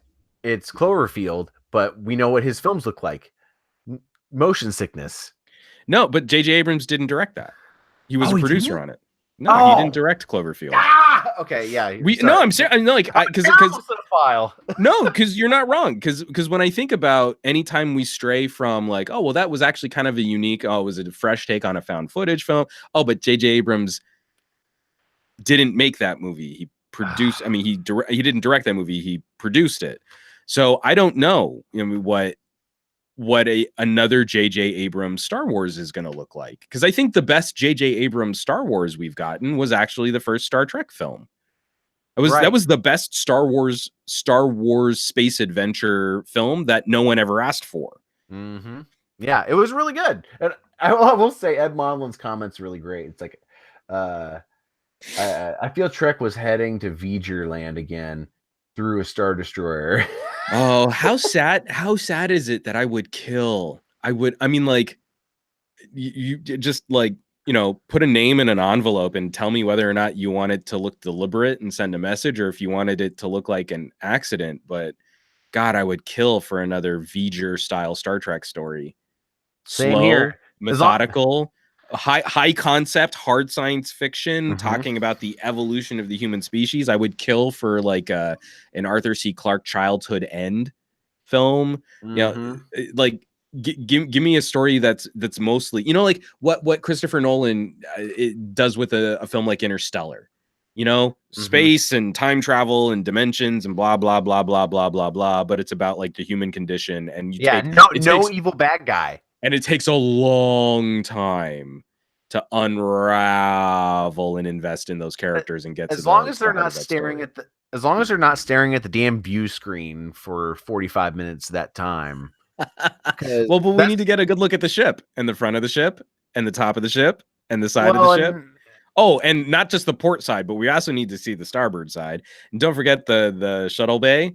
We're going to fly by the shuttle bay. We're not going to land in the shuttle bay because I've got to show you the underside of the ship and then the deflector dish and then the torpedo bay. Because the ship's cool. We want to see all the sides of the ship. Well, we spent a... Oh, sorry.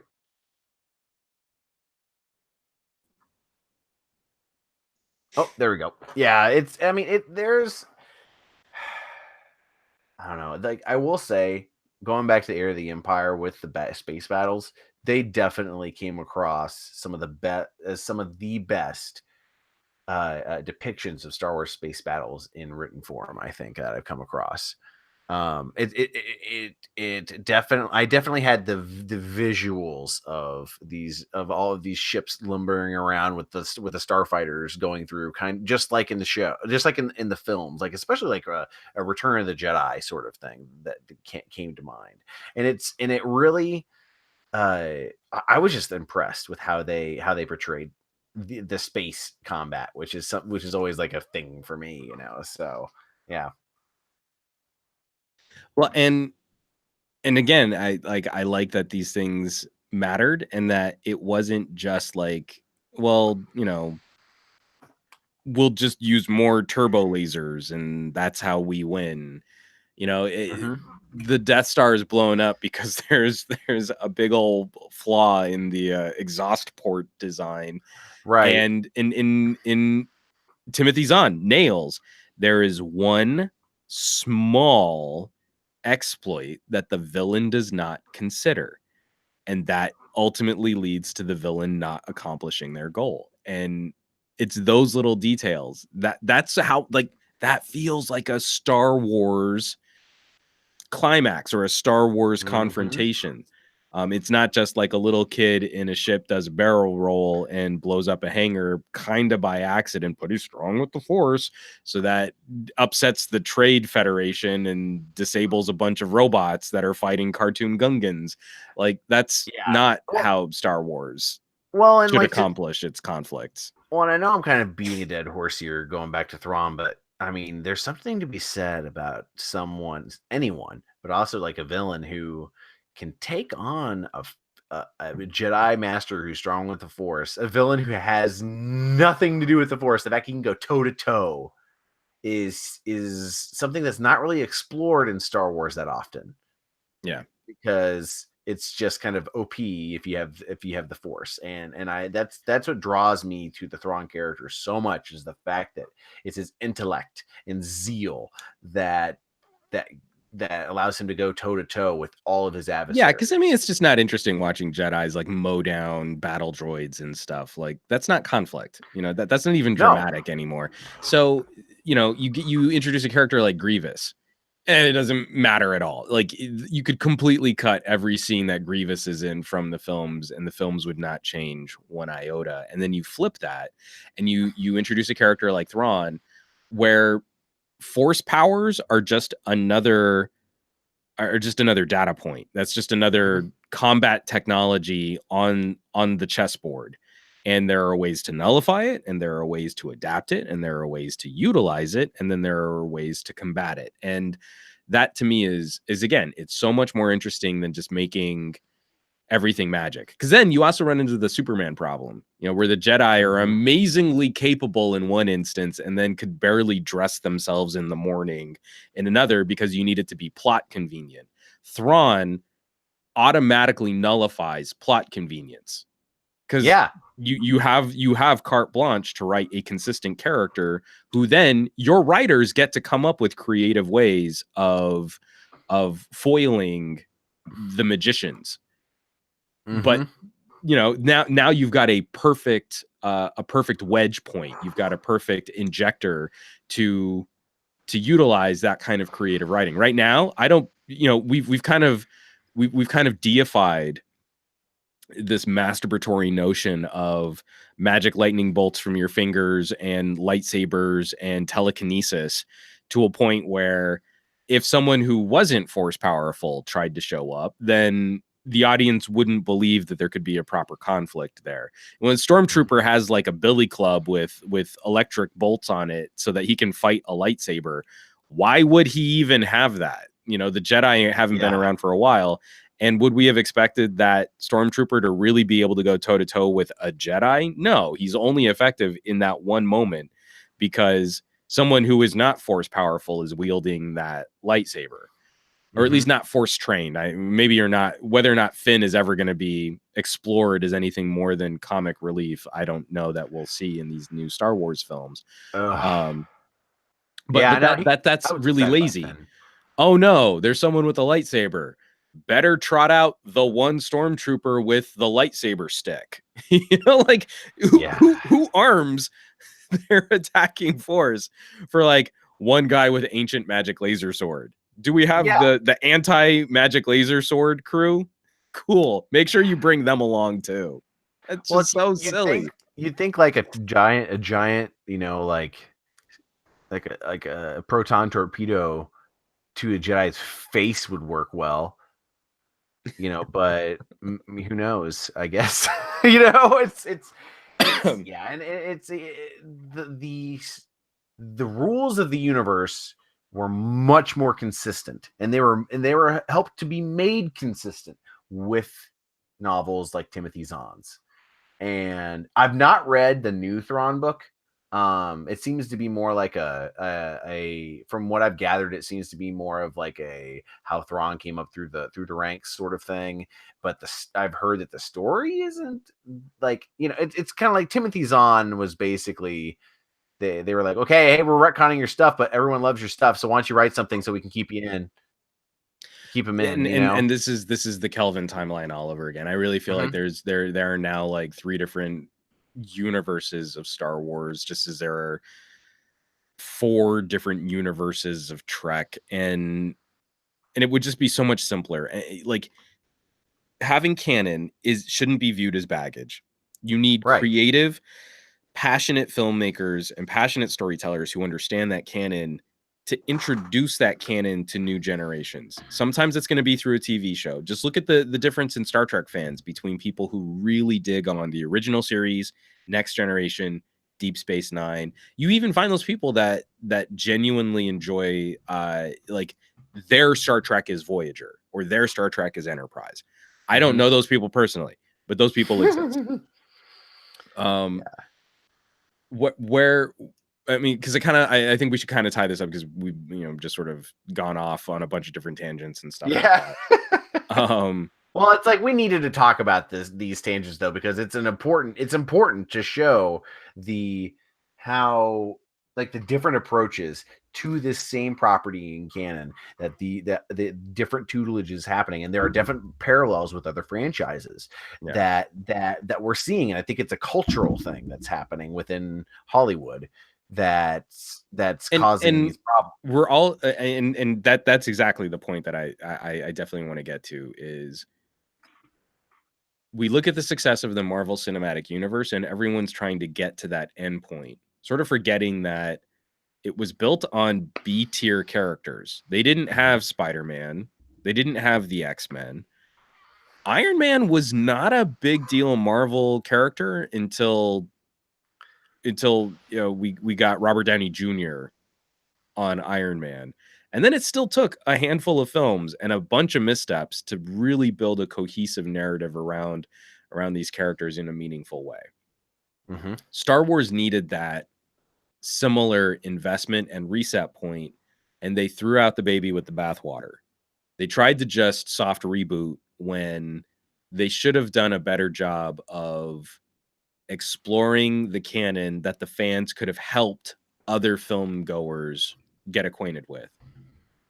Like you've got people who talk mad trash about Marvel films, but ultimately those movies are still popular and successful because comic book fans can now have meaningful conversations with non-comic book fans about their favorite characters.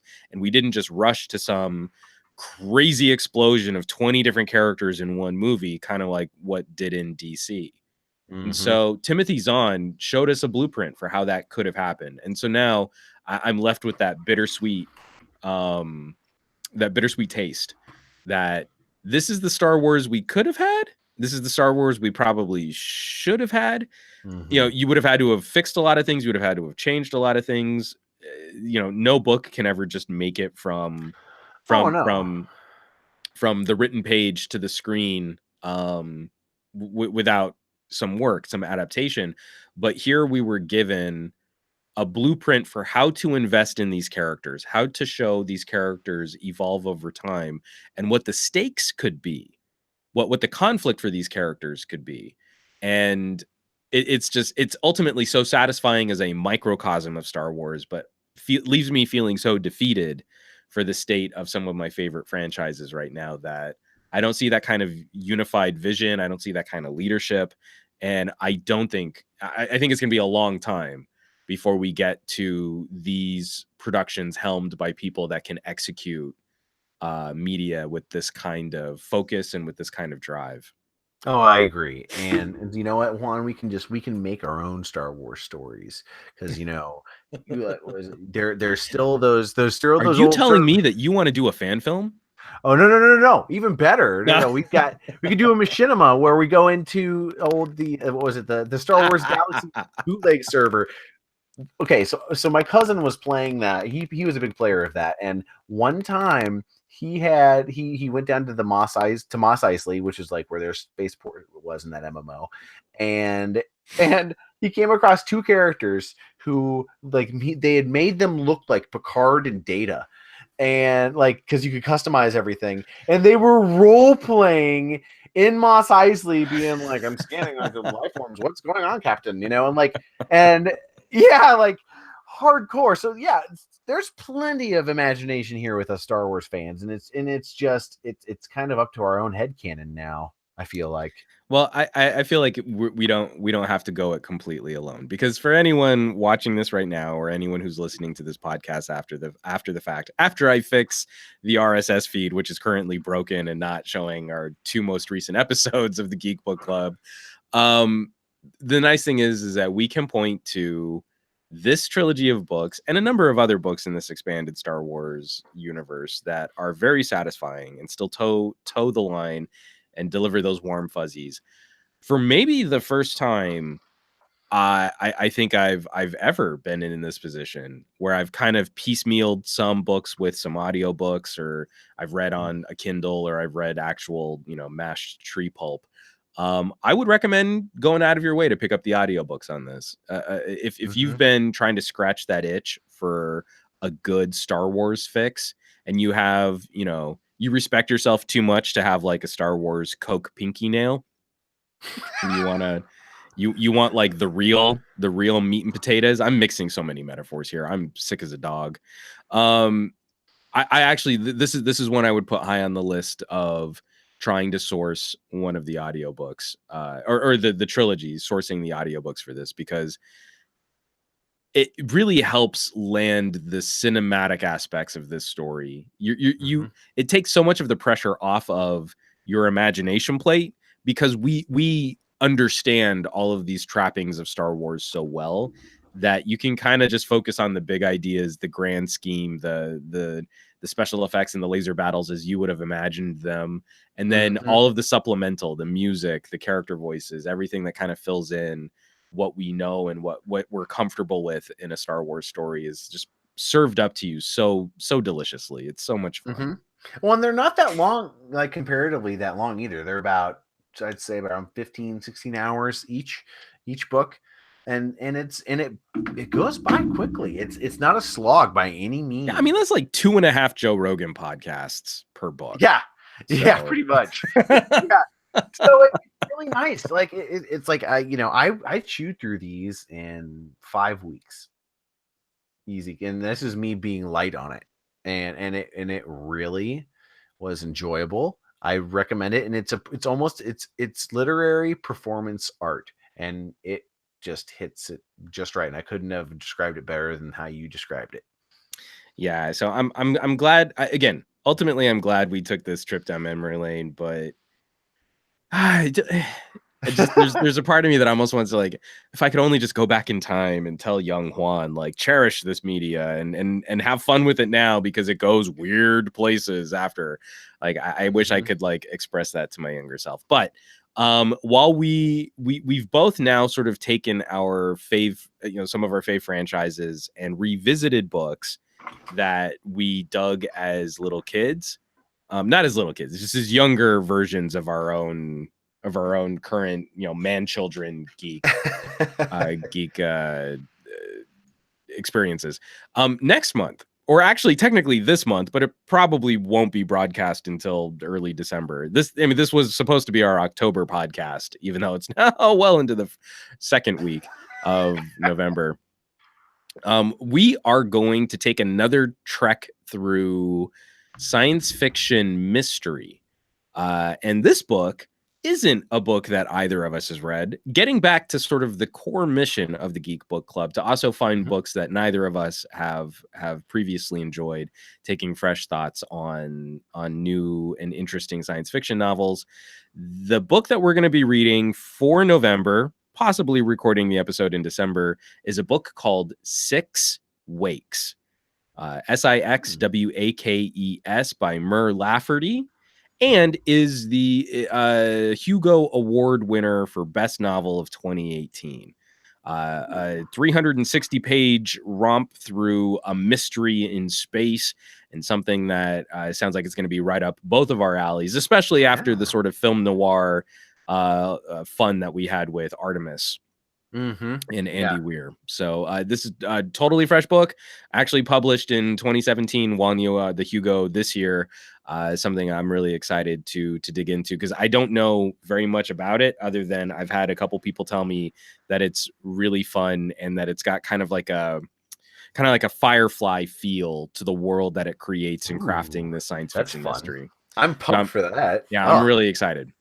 Sweet. Yeah, I'm pumped to come into something completely new that neither of us have really any expectations in, because a lot of what we've had, we've kind of thought like we kind of thought, Artemis, it's going to be like a keeper film, like a book, or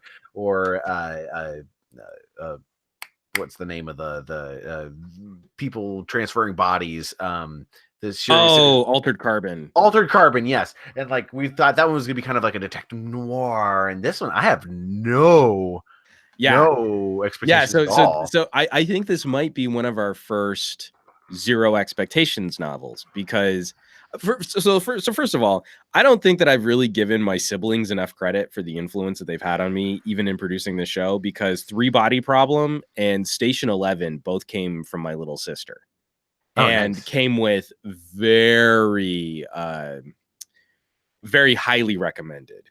So I go into those books with a certain expectation because I very much trust my sister's taste in media. I think she's got, I think she's got a great take on literature and film. We don't always see eye to eye on things, but like I totally respect, I totally appreciate what she enjoys. And damn, if Station 11 didn't just rock me emotionally. I still have flashbacks of that book. And I'll be washing the dishes and just be like, I need to hug my daughter. Like, just because a moment of Station 11 will pop back up into my brain. I actually shared that book with a coworker, actually, and it's so beautiful and so charming and just so emotionally gutting, and I love it and hate it and love it. But Six Wakes by Mur Lafferty. I just had a request in the chat just to say the title of the book again. I don't have anyone recommending it. I don't have anyone sort of like sliding this over to me and saying like, hey, you should totally check this out, or there's no recommendation here. So this is a totally fresh take for both of us on a book that the expectation is it won a Hugo. So that right. At least it sets the bar at a certain tier that we should have some expectations there. Hey, I'm pumped. I'm just darned excited now for it, because also it's like we haven't had a good hardcore mystery in a while either, and I always love, like, I hate books when they give away like who did it at the beginning. It's kind of like there are episodes of Star Trek where it's like that, where they give away who done it at the beginning, and then you have to wait for the main character, for the good guys to catch up, and you're like, I really hope what we've got here is a legit mystery with the trappings of science fiction, not a science fiction story that kind of has some mystery elements. So that's what we're going to read for the month of November. So we'll have more information on when we're going to be recording our episode for that coming soon. But you can jump in now, read the book ahead of time. Six Wakes, Mur Lafferty, Hugo Award winning for 2018. And then you can join the conversation. We've had an amazing chat with you guys for this episode. Thank you everyone Ed in the chat. And Jake and Brian Prime. Unfortunately, Brian, you were asking a whole bunch of questions about like tech blogging and stuff like that for our book club stuff. I'll field those questions in another live stream. You can join me on my tech podcast if you want to chat about some of that stuff. But yeah, Mondays.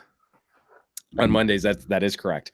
But yeah, so we kind of knew like Star Wars was a pretty easy conversation for all of us to join. If you want to be as well versed for next month's book, check it out. Go ahead and read it while we're reading it. We can all come back together, have an interactive online book club chat about what's going on in the world of science fiction and fantasy and comics. And then we'll be into December. So that's also something we're gonna have to talk about in a couple weeks too. Is what we're gonna do. Can we come up with a good holiday themed science fiction story for December? So if you guys have any Space input, Krampus or something. I don't even know if there's a book that's named after that, but there should be. That would be awesome. Right on. Well, I don't know if we got Space Krampus or if maybe there's like a novelization of some Futurama episodes we should read or something. I'm almost afraid to do a Google search for that. But we'll see. But yeah, if you guys have a good pick or have a good draw for a Christmas themed science fiction or fantasy story, shoot us a comment, shoot us an email. You can reach out to us on social media at the Geek Book Club on the Twitters and the Facebooks and the Instagrams. It's thegeekbookclub@gmail.com. For our email address. You can drop us some messages there if you want to join that conversation in between episodes or in between our book club meetups. And I think the last thing just to kind of sign off with, you can catch my lovely co-host Andrew at Fat Produce on Twitter. I of course am at SomeGadgetGuy, humbly at SomeGadgetGuy on the Twitters and the Instagrams. And also just the last plug, if you're into supporting good reading, if you're into supporting your favorite authors, but you're also into supporting your community as much as we love you using like links or signing up for an Audible account or anything like that, make sure you're also supporting your local libraries. It's become a huge institution.